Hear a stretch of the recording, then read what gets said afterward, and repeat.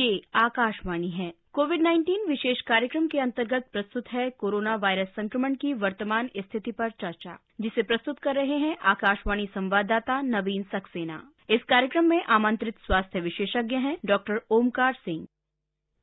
नमस्कार। स्वावलंबी होना, आत्मनिर्भर होना न केवल व्यक्ति विशेष के लिए जरूरी है जो उसको उन्नति के रास्ते पर ले जाता है, बल्कि उस समाज के लिए, उस देश के लिए भी उतना ही जरूरी है जो उसे उस रास्ते पर, उस उन्नति पर ले जाता है कि जब उसे अपने पड़ोसी देशों का मुंह नहीं ताकना पड़ता। आत्मनिर्भर भारत एक ऐसा ही नारा है जिसने न सिर्फ देश को स्वावलंबी बनाया है, अपितु देश को उस स्तर तक ले गया है जहां अब हम उन्नति के लिए, अपनी प्रगति के लिए विदेशों का मुंह नहीं ताकते। पिछले 11 महीनों से हमने कोरोना से जिस तरह से आत्मनिर्भर होकर जंग लड़ी है, लड़ाई लड़ी है, वो ये दर्शाता है कि हम स्वयं तो इस जीत के बहुत ही करीब हैं, बल्कि अब अपने पड़ोसी देशों की भी हम सहायता कर सकते हैं।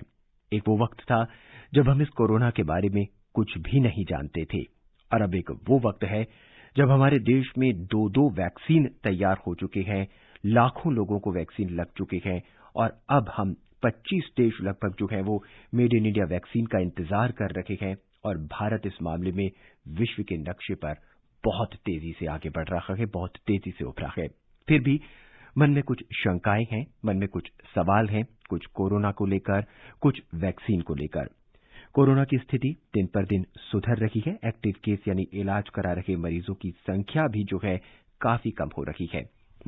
फिर भी कुछ भ्रांतियां हैं, कुछ सवाल हैं, और आकाशवाणी से हम लगातार आपके सवालों का, आपकी भ्रांतियों का, आपके प्रश्नों का हल ढूंढते हैं, जवाब देते हैं। हमारे साथ होते हैं स्वास्थ्य विशेषज्ञ। आज हमारे साथ हैं केंद्र शासित प्रदेश अंडमान और निकोबार प्रशासन में स्वास्थ्य सेवा निदेशक डॉक्टर ओमकार सिंह। अगर आप इस कार्यक्रम में फोन करना चाहते हैं, सवाल हैं आपके कुछ, तो आप फोन कर सकते हैं 1800-115767 पर। आप एक और फोन नंबर है जिस पे फोन कर सकते हैं 23314444 पर। दिल्ली से बाहर के श्रोता हैं तो 011 लगाना ना भूलें। तो आपके फोन कॉल का इंतजार करते हुए हम शुरू कर रहे हैं आज का ये फोन इन कार्यक्रम, कोविड पर विशेष परिचर्चा। डॉक्टर ओमकार, कार्यक्रम में आपका स्वागत है। धन्यवाद। डॉक्टर ओमकार जी, बहुत हम अब इस कोरोना से, जंग से जीतने के बहुत करीब आ चुके हैं। वैक्सीन तैयार हो चुका है, अग्रिम पंक्ति के योद्धाओं को वैक्सीन लग चुका है, और अब शायद उन लोगों की भी बारी आ रही है जो दूसरी डोज के लिए तैयार हो रखे हैं। ऐसे में अब हमें इस वैक्सीन को लेने से डरना चाहिए, या अब हमें अपनी बारी का इंतजार करना चाहिए और विश्वास करना चाहिए कि हाँ, जब ये वैक्सीन मुझे लगेगा तो ये मैं पूरी तरह से इस कोरोना से लड़ सकूंगा? देखिए, जब भी कोई वैक्सीन लॉन्च होती है तो उससे पहले हमारे प्री क्लिनिकल ट्रायल्स होते हैं, क्लिनिकल ट्रायल्स होते हैं, और ये एक लंबी पद्धति से, प्रोसेस से गुजरने के बाद ही वैक्सीन को हम मार्केट में उतारते हैं। साइंटिफिकली ये दो हमारे देश में जो 2 वैक्सीन बनी है वो पूरी तरह से सेफ हैं।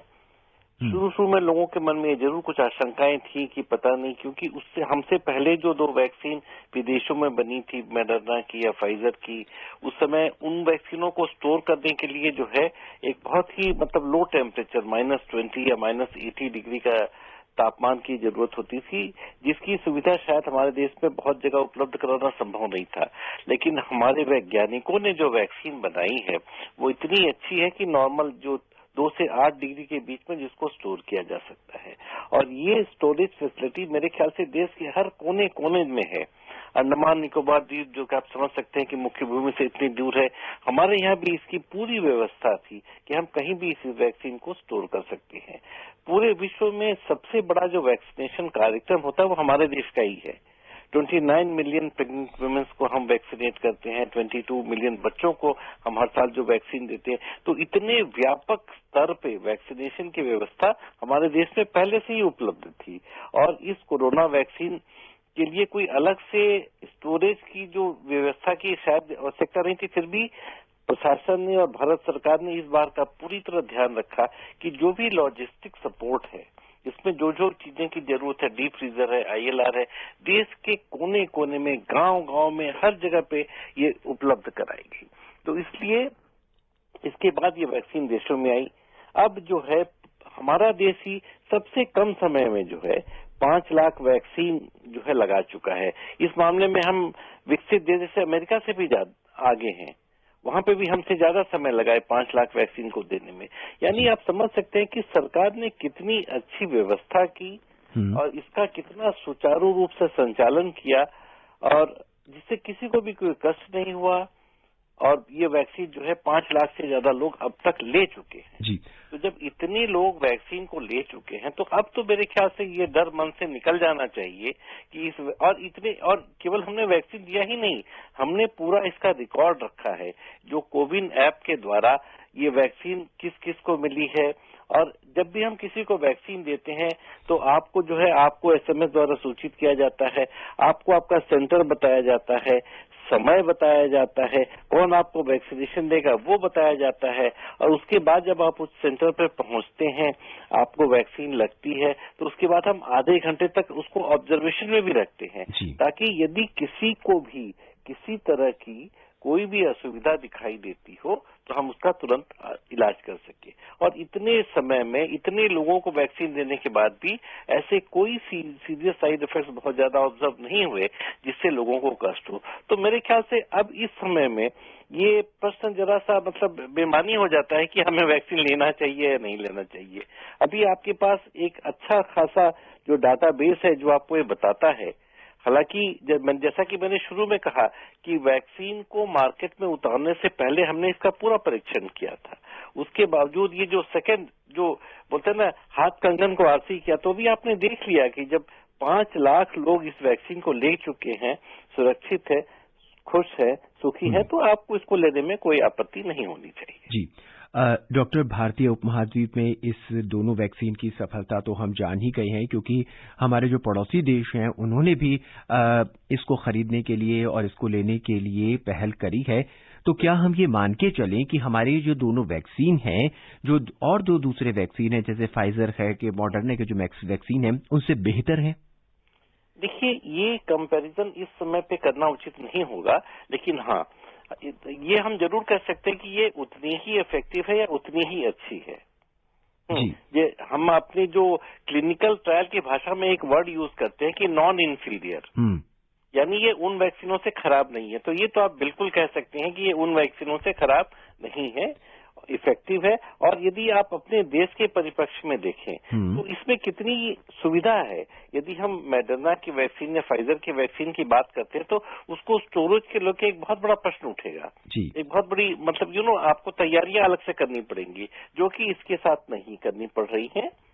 और अब चूंकि इसका जो 2 डोज यदि आप लेते हैं तो इससे जो आपकी जो इम्यूनिटी डेवलप होगी वो काफी अच्छी डेवलप होगी। तो सभी से मेरी ये गुजारिश है, ये अनुरोध है कि केवल 1 डोज से आप संतुष्ट न हो।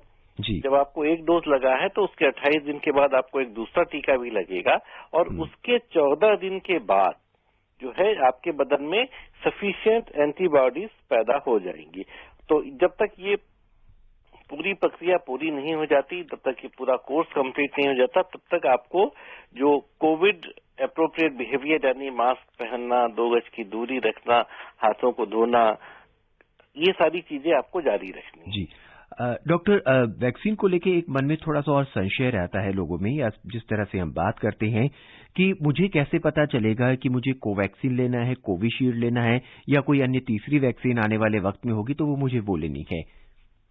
देखिए, मेरे ख्याल से इसके विषय में हमें बहुत ज्यादा नहीं सोचना चाहिए। जब ये दोनों वैक्सीन अभी देश में दोनों वैक्सीन लग रही हैं, कहीं पे कोविशील्ड लग रही है, कहीं पे कोवैक्सीन लग रही है, और दोनों के जो परिणाम करीब करीब समान आ रहे हैं।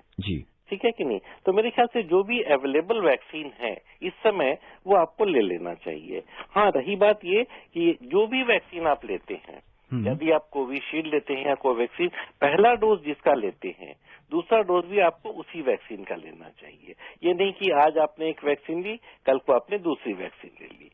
प्रश्न ये उठता है कि यदि मार्केट में कोई तीसरी वैक्सीन आएगी तब क्या किया जाए, जैसा आपने कहा। तो देखिए, यदि एक वैक्सीन आपको अच्छी इम्यूनिटी दे देती है तो दूसरे के बारे में क्यों सोचें। और जिस समय तीसरी वैक्सीन आएगी, मान लीजिए, क्योंकि मैंने कहा कि अभी पूरे देश में हम इस स्थिति में नहीं है कि हम ये वैक्सीन सबको दे सके, तो हमने कैटेगराइज किया हुआ है कि पहले हमने हेल्थ केयर वर्कर्स को दिया, अब हम फ्रंटलाइन वर्कर्स को देने जा रहे हैं, इसके बाद हम उनको देंगे जो 50 वर्ष से ऊपर के लोग हैं जी, और उसके बाद चौथे फेज में हम उनको देंगे जो 50 वर्ष से नीचे है लेकिन उनकी कोई कोमॉर्बिडिटी है, जैसे कोई और बीमारी है, जैसे डायबिटीज है, हाइपरटेंशन है या कोई और बीमारी है। तो ये जो क्रमबद्ध तरीके से हम दे रहे हैं, तो जिस फेज में कोई और वैक्सीन आ जाती, एक दो नहीं, हमारे जैसा कि आंकड़े बताते हैं कि 250 वैक्सीन का ट्रायल चल रहा है जी। तो जिस समय पे जो वैक्सीन उपलब्ध होगी वो आप ले सकते हैं, लेकिन हाँ एक ही वैक्सीन, ये नहीं कि आज आपने एक वैक्सीन ली कल आपने दूसरी वैक्सीन ली। इस समय आप सुन रहे हैं कोविड-19 पर विशेष परिचर्चा और आपके सवालों का जवाब देने के लिए हमारे साथ मौजूद हैं केंद्र शासित प्रदेश अंडमान और निकोबार प्रशासन में स्वास्थ्य सेवा निदेशक डॉक्टर ओंकार सिंह। आप इस कार्यक्रम का हिस्सा बनना चाहते हैं तो फोन कर सकते हैं 1800-115767 पर। इसके अलावा 23314444 पर भी आप फोन कर सकते हैं। लैंडलाइन नंबर पर 011 लगाना ना भूलें। आइए अब सीधा बेंगलौर चलते हैं, जहां से हमारे पहले श्रोता इस कार्यक्रम में हमसे जुड़ चुके हैं श्रीकांत। श्रीकांत जी, कार्यक्रम में आपका स्वागत है। नमस्कार जी, बहुत बहुत धन्यवाद आपको भी और डॉक्टर साहब को भी। मैं ये सबसे पहले कहना चाहता हूँ कि दिशा निर्देश कोविड के लिए तो दिए गए, लेकिन भाई साहब जिस तरह से 302 कार्यक्रमों के अंदर आपने उसको डिटेल में समझाया कि हम ये दिशा निर्देश किस तरह माने, क्यों माने, किस लिए माने, इतना अच्छे से समझाया कि आज के दिन जो हमारी स्थिति है, जो हमें जो तरक्की मिली है, उसके अंदर भाई साहब आप लोग का भी बहुत बड़ा योगदान है और आप भी वॉरियर से कम नहीं है। आपको सैल्यूट करता हूँ। इसके बाद मेरा प्रश्न है कि जिस तरह से बालों में कलप करवाने के पहले वो नाई जो है हाथ में लगा के देखता है हमें सूट करेगा कि नहीं, क्या उसी तरह हम भी इसको पहले बाहर में सूट करके देख सकते हैं कि नहीं? और दूसरी बात ये कि जिस तरह कभी गलत दवा लग जाती है तो डॉक्टर एंटीडोज देते हैं और वो ठीक हो जाता है, क्या इसके लिए भी कोई एंटीडोज है? धन्यवाद, जय हिंद। डॉक्टर साहब, इनके दो सवाल है, बहुत ही वाजिब है। देखिए, पहले तो मैं आपको बधाई देता हूं कि आप ये कार्यक्रम सुन रहे हैं और आप एक जागरूक नागरिक हैं। देखिए, जहां तक आपने कहा कि मैंने इसे शुरू में कहा कि कोई भी वैक्सीन या कोई भी दवा जब हम मार्केट में उतारते हैं तो उससे पहले ठोंक बजाकर ये हम पूरी तरह सुनिश्चित कर लेते हैं कि ये जो है पूरी तरह सेफ है। कई दवाओं का जो शुरुआती ट्रायल होता है वो जानवरों पे करते हैं, उसके बाद फिर ह्यूमन हेल्दी वॉलंटियर्स पे करते हैं, उसके बाद एक छोटे से ग्रुप पे करते हैं, फिर बड़े ग्रुप पे देखते हैं और इस सारी प्रक्रिया को अच्छी तरह से रिकॉर्ड किया जाता है। जो जो साइड इफेक्ट्स हुए हैं उनको नोट किया जाता है। वो साइड इफेक्ट्स क्यों हुए, क्या वे केवल इस दवाई के कारण हुए या किसी और कारण से हुए, ये पूरी जो प्रक्रिया है ये बहुत ही फुल प्रूफ है। और उसके बाद ही जो है हम कोई दवा जो है जो ट्रायल से जो अप्रूव होता है उसके बाद ही हम देते हैं। हमारी जो ड्रग कंट्रोलर अथॉरिटी है इस पे कोई कोताही नहीं बरतती और कोई भी ऐसी दवा मार्केट पे नहीं आ सकती जो इंसान के लिए नुकसानदेह हो। लेकिन हाँ, इन सब के बावजूद भी यदि कोई रिएक्शन होता है, जैसे मैंने कहा अभी भी जो हम ये वैक्सीन दे रहे हैं तो आपको देने के बाद आधे घंटों को क्यों ऑब्जर्व कर रहे हैं? क्योंकि हम इस पीरियड में ये देखते हैं कि कहीं कोई रिएक्शन तो नहीं हो रहा है। लेकिन अभी तक जो कॉमन रिएक्शन जो आए हैं वो बड़े हल्के फुल्के हैं। या तो आपको बुखार हो जाता है या जहां पे इंजेक्शन लगा है वहां पे दर्द होता है, थोड़ी सी सूजन आती है। इसके अलावा कोई मेजर साइड इफेक्ट्स जो है वो बहुत ज्यादा दिखाई नहीं दिए। हर एक केस पे जिसमें भी जो भी रिएक्शन होता है वो भी हम डॉक्यूमेंट कर रहे हैं। तो इसीलिए आपको बिल्कुल घबराने की बात नहीं है। सरकार जो है पूरी तरह से सजग है और ये सुनिश्चित कर रही है कि आपको कोई कष्ट ना हो।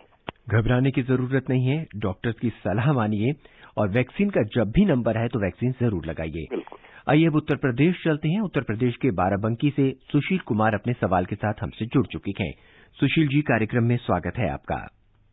जी सर, डॉक्टर आपको भी आनंद सर, नमस्कार जी। नमस्कार। कहिए, क्या सवाल है आपका? सर हमारा सवाल तो है, मगर सर हमारा सवाल सुनने से पहले काट देते, पूरा सवाल भी नहीं सुनते। कल जी, आप अपना सवाल कीजिए, हम आपका पूरा सवाल सुन रहे हैं। आप कीजिए, क्या प्रश्न है आपका?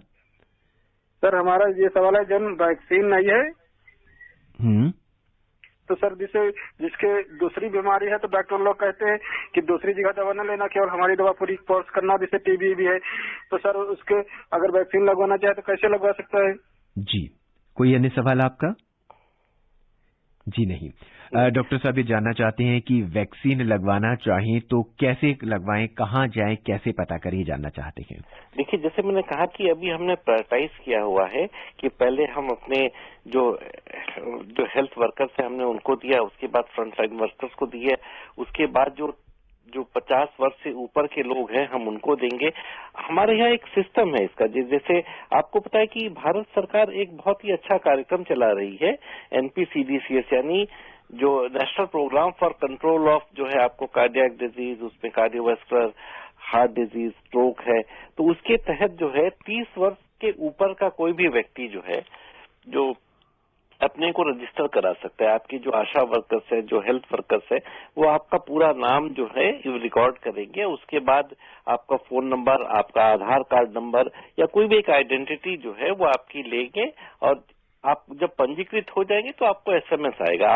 आपका जो भी रजिस्टर्ड मोबाइल नंबर आपने दिया हुआ है उस नंबर पे आपको सूचना आएगी कि आपको फलाना दिन में फलाना जगह पे आपको वैक्सीनेशन लगेगा, आप वहां जाकर वैक्सीनेशन ले सकते हैं, है कि नहीं? तो इसमें कोई घबराने की बात नहीं, समय की बात है, क्योंकि एक साथ सबको नहीं लग सकता। आपको शायद ये जानकर खुशी भी होगी, आश्चर्य भी होगा कि एक सेंटर पे हम जो है 100 से ज्यादा वैक्सीनेशन अभी एक दिन में नहीं दे रहे। क्यों नहीं दे रहे हैं? ताकि पूरी सावधानी बरती जाए, सोशल डिस्टेंसिंग मेंटेन हो, आपको कोई कष्ट ना हो, इसलिए आपको एक टाइम स्लॉट दिया जाएगा, और जो टाइम स्लॉट आपको दिया जाएगा उसी समय पे जो है आप वहां पे जा सकते हैं। अपना आप जाएंगे, आपका पहले रजिस्ट्रेशन होगा, ऑथेंटिकेशन यानी देखेंगे आप वही व्यक्ति हैं जिनको हमने SMS करके आज बुलाया है। जब ये वेरिफिकेशन हो जाएगा तब उसके बाद आपको वैक्सीन लगेगी। उसके बाद एक कमरे में आपको आधे घंटे तक रखा जाएगा, वहां पे आपको ऑब्जर्व किया जाएगा। तो ये सारी प्रक्रिया जो है ये पूरी फुल प्रूफ है और ये सारी चीजें रिकॉर्डेड है। हाँ, और ये जो एक बहुत सुंदर हमारा जो कोविन ऐप है जिसके तहत इसकी सेंट्रल मॉनिटरिंग हो रही है, तो आपको कॉल आएगी, जैसे ही आपको कॉल आएगी आप जाएं और आप वैक्सीन ले लें। आइए अब राजस्थान के जोधपुर चलते हैं। राजाराम हमसे जुड़ चुके हैं अपने सवाल के साथ। राजाराम जी, कार्यक्रम में स्वागत है आपका। बहुत बहुत धन्यवाद सर जी। सबसे पहले तो आकाशवाणी और कोरोना फ्रंट लाइन वॉरियर्स का मैं दिल से धन्यवाद अदा करना चाहता हूँ। जी शुक्रिया। हाँ जी, मेरा क्वेश्चन है कि सर जी सामान्य जो आदमी है या सामान्य जो पब्लिक है उनमें ये कोरोना वैक्सीन है वो कब तक अवेलेबल होगा सर? जी डॉक्टर, वही सवाल है इनका, आम आदमी को कब कोरोना वैक्सीन उपलब्ध हो जाएगा ताकि उसमें भी इसके खिलाफ इम्यूनिटी बढ़ जाए? देखिए, प्रक्रिया शुरू हो चुकी है। हमारे हेल्थ वर्कर्स का करीब करीब जो टीकाकरण समाप्त हो चुका है। फ्रंट लाइन्स का जो वर्कर है उनका चल रहा है। तो तीसरे चरण में 50 वर्ष से ऊपर आयु के लोगों का होगा, और उसके बाद जो है 50 वर्ष से कम लोगों के आयु के ऐसे लोग जिनको कोई कोमॉर्बिडिटी जैसे डायबिटीज या हाइपरटेंशन है। तो ये क्रमबद्ध तरीके से हो रहा है, और जैसे जैसे हमारा वैक्सीन का प्रोडक्शन बढ़ रहा है हमें लगता है कि बहुत ही शीघ्र जो है आपका नंबर आ जाएगा। जी डॉक्टर ओमकार, हम आपके माध्यम से ये जानना चाहेंगे कि कोविड का टीका लेने से पहले और टीकाकरण के बाद मरीज को क्या सावधानियां बरतनी चाहिए? देखिए, कोविड के टीका लेने से पहले बहुत ही कम, जैसे कुछ चीजें जो है आपको अपने वैक्सीनेटर को बता देना चाहिए। जैसे कि अभी तक हमने ये सुनिश्चित नहीं किया है कि क्या ये टीका मतलब गर्भवती महिलाओं और बच्चों के लिए सेफ है कि नहीं। जी। तो यदि आप गर्भवती महिला हैं तो आपको ये बता देना चाहिए कि भाई मैं गर्भ से हूँ, तो ऐसी स्थिति में शायद आपको टीका नहीं लगेगा। जी। दूसरी कोई ऐसी बीमारी है जैसे ब्लीडिंग डिसऑर्डर्स है या आपकी कोई भी जो मेडिकल हिस्ट्री है वो बता देना चाहिए। यदि आपको कभी कोई बहुत सीवियर एलर्जी किसी ड्रग से हुई हो या इससे पहले किसी और टीका लेते समय आपको कोई बहुत सीवियर रिएक्शन हुआ हो, तो ये बात भी आपको जो है बता देनी चाहिए। तो इन सब चीजों की सावधानी आपको बरतनी चाहिए। दूसरे, यदि आप अभी रिसेंटली कोरोना से बाहर आए हैं, जैसे अभी 10 दिन पहले मान लीजिए आप ठीक हुए हों, तो थोड़ा आपको इंतजार कर लेना चाहिए। और इलाज के समय, जैसे कि जिस समय कोरोना की बीमारी आई आपने देखा कि तरह तरह के इलाज हुए, तरह तरह की दवाएं आई, तरह तरह के क्लेम्स हुए, और उसी में जो प्लाज्मा, जो कन्वलेसेंट प्लाज्मा हम देते थे, तो ऐसा रोगी यदि इसको प्लाज्मा रिसीव किया, उसने कॉन्वलेसेंट प्लाज्मा लिया हुआ है, तो उसे भी कुछ दिन तक इंतजार कर लेना चाहिए जी। तो ये छोटी छोटी बातें हैं जिनके ध्यान में रखना चाहिए। ये जो आपका हेल्थ वर्कर आपसे ये सारे सवाल पूछेगा भी, और लेने के बाद जो कहा, लेने के बाद मैं समझता हूं कि जो सबसे जरूरी है वो ये कि आपने पहला डोज लिया है तो ये मत सोचिए कि आप जो पूरी तरह से सुरक्षित हो गए हैं, आपको दूसरा डोज भी लेना है जी। और दूसरा डोज आपको 28 दिन के बाद लगेगा। आपको हालांकि इसका एसएमएस आएगा, लेकिन आपको भी ये याद रखना है कि आपको दूसरा डोज लेना है। और दूसरे डोज लेने के बाद भी 14 दिन के बाद ही आपके शरीर में सफिशिएंट एंटीबॉडीज आएंगी। तो ये जो पूरा पीरियड है, इस समय जो है आपको सारे सुरक्षा नियमों का या सारे एहतियातों का पालन करना है जी। डॉक्टर लगने के बाद भी। डॉक्टर ओमकार, एक बात हम आपसे जानना चाहेंगे, आपने ब्लीडिंग डिसऑर्डर्स की बात की है। जी हाँ। हम आपसे समझना चाहेंगे कि इससे आपका क्या अभिप्राय है? जैसे देखिए, कुछ बीमारियां जैसे हीमोफीलिया है कि नहीं, तो ऐसा नहीं है कि इनको नहीं दिया जा सकता, हाँ, लेकिन इनकी सेफ्टी जो है अभी पूरी तरह से निर्धारित नहीं है। बच्चों में देखिए, हम ये मान के चलते कि ये टीका अभी जो है, हमारी जो 2 वैक्सीन आई हैं, ये 18 वर्ष से ऊपर के लोगों को हम दे रहे हैं जी। इसका ये मतलब नहीं है कि 18 वर्ष के नीचे के लोगों में कोई बहुत सीरियस रिएक्शन हो सकता है। अब चूंकि हमने उसकी सेफ्टी पे बहुत ज्यादा रिसर्च नहीं किया है या हमें पता नहीं है, इसलिए हम उसको होल्ड कर रहे हैं। कुछ वैक्सीन जो है 12 साल के ऊपर के बच्चों को भी पे ट्रायल चल रहा है। तो जिस दिन हम ये सुनिश्चित कर लेंगे कि हाँ ये सेफ है, तभी हम वैक्सीन को देते हैं। जी। इस बीच समस्तीपुर से नवल किशोर शर्मा हमसे जुड़ चुके हैं अपने सवाल के साथ। नवल किशोर जी, स्वागत है आपका, क्या सवाल है? धन्यवाद जी। ये हम लोग 70 पार कर गए हैं, तो हमारा जो है कब नंबर किस बेसिस पर आएगा, उसका क्या प्रावधान है?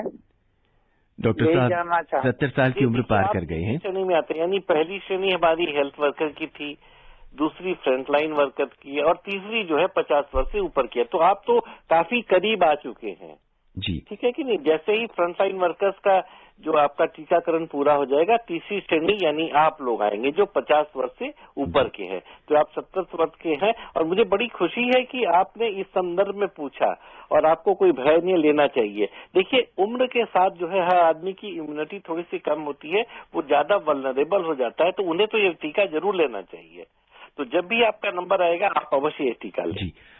डॉक्टर, देश भर में अब चरणबद्ध तरीके से स्कूल खुल रहे हैं, हालांकि बच्चों को अभी टीका नहीं दिया जा रहा है। जी हाँ। आप क्या सावधानी बरतने को उनको कहेंगे कि जब तक उनको टीका नहीं लगता?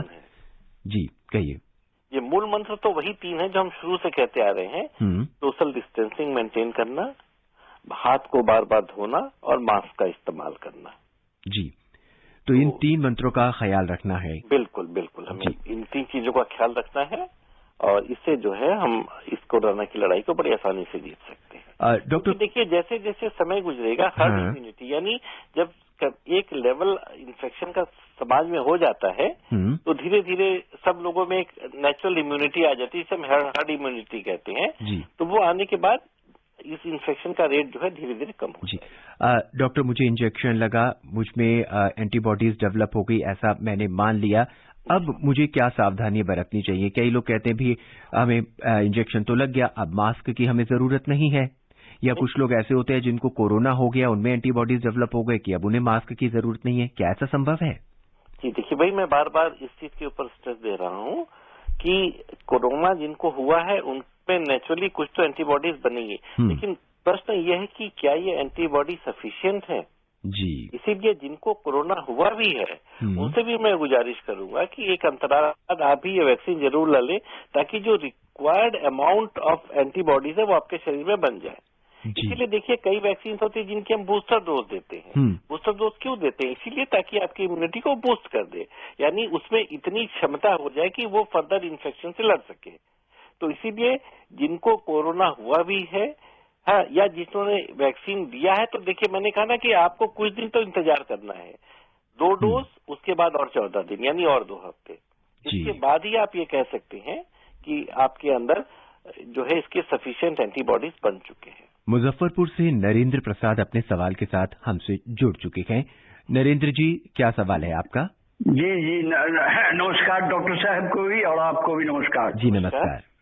मैं जानना चाहता हूँ कि टीका लेने के दोनों डोज लेने के बाद ये इम्यूनिटी जो है तो हमेशा के लिए बना रहेगा? जी हाँ, देखिए आपने बहुत ही सही प्रश्न किया। ये जानना हमें बहुत जरूरी है क्योंकि ये बीमारी नहीं है, ये वैक्सीन भी नया है कि नहीं।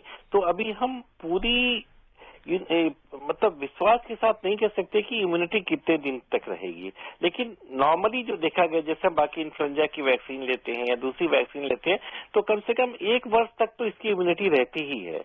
तो जैसे जैसे समय बीतेगा हमारा अध्ययन जो है लगातार जारी है, तो जैसे जैसे समय बीतेगा फिर ये हम सुनिश्चित करेंगे कि क्या इससे कितने दिन की इम्यूनिटी हमारी है। तो इस प्रश्न के जवाब देने में थोड़ा सा भी समय लगेगा, लेकिन हाँ ये हम मान के चलते हैं कि बाकी वैक्सीन को देखते हुए कि कम से कम 6 महीने से 1 साल तक तो इसकी इम्यूनिटी रहनी चाहिए। इस कार्यक्रम में हमें देश के हर कोने से सवाल आ रखे गए। आइए अब आपको जम्मू लिए चलते हैं। जम्मू से अशोक हमसे जुड़ रखे हैं।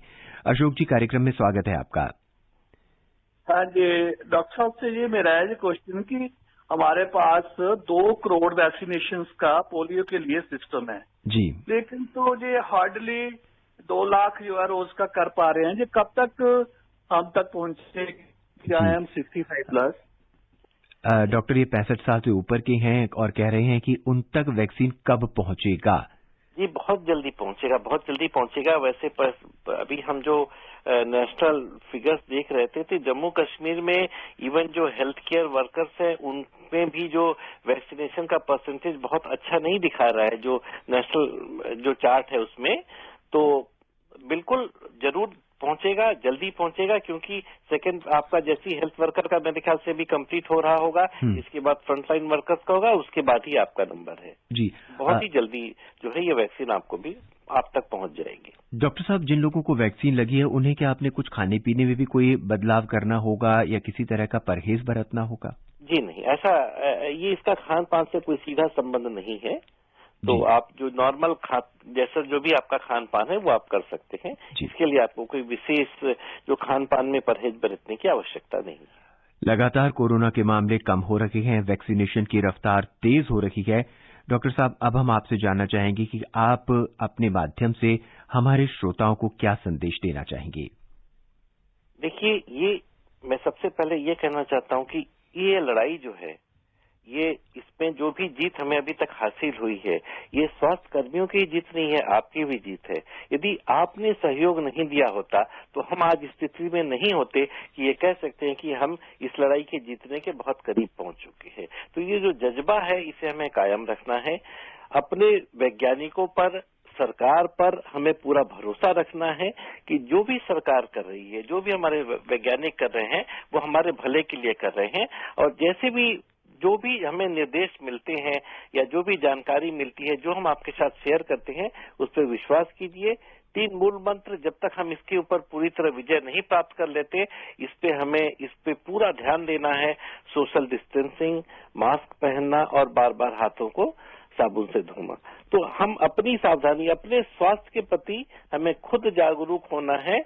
और जो भी भ्रम या जो भी गलत प्रचार इस बीमारी के बारे में हो रहा है इससे न केवल बचना है, इसको हमें दूसरों को भी डिस्करेज करना कि वो ऐसी कोई भ्रांतियां न फैलाएं जिससे कि लोगों में गलत इंफॉर्मेशन पहुंचे। तो इसका जो मूल मंत्र यही है कि आपको इस बीमारी से बचना है, समय आने पर आपको वैक्सीन लेना है और जो है इसको गलत प्रचार इस पे बिल्कुल नहीं करना। डॉक्टर साहब, इस कार्यक्रम में हमसे जुड़ने के लिए और सभी सवालों को और सभी संशयों को दूर करने के लिए आपका बहुत बहुत धन्यवाद। धन्यवाद। आज के इस कार्यक्रम में बस इतना ही। मुझे यानी नवीन को इजाजत दीजिए। कल 9:30 पर आपसे फिर मुलाकात होगी। नमस्कार। कोविड-19 विशेष कार्यक्रम के अंतर्गत अभी आप सुन रहे थे कोरोना वायरस संक्रमण की वर्तमान स्थिति पर चर्चा, जिसे प्रस्तुत कर रहे थे आकाशवाणी संवाददाता नवीन सक्सेना। इस कार्यक्रम में आमंत्रित स्वास्थ्य विशेषज्ञ थे डॉक्टर ओमकार सिंह। ये कार्यक्रम आकाशवाणी के समाचार सेवा प्रभाग द्वारा प्रस्तुत किया गया। इसे आप हमारे mobile app news on AIR पर भी सुन सकते हैं। इस कार्यक्रम के संबंध में अपनी प्रतिक्रिया आप हमें ईमेल कर सकते हैं। पता है AIRNSDtalks@gmail.com। ये कार्यक्रम फिर फिर से सुनने के लिए लॉग ऑन करें हमारी वेबसाइट newsonair.com।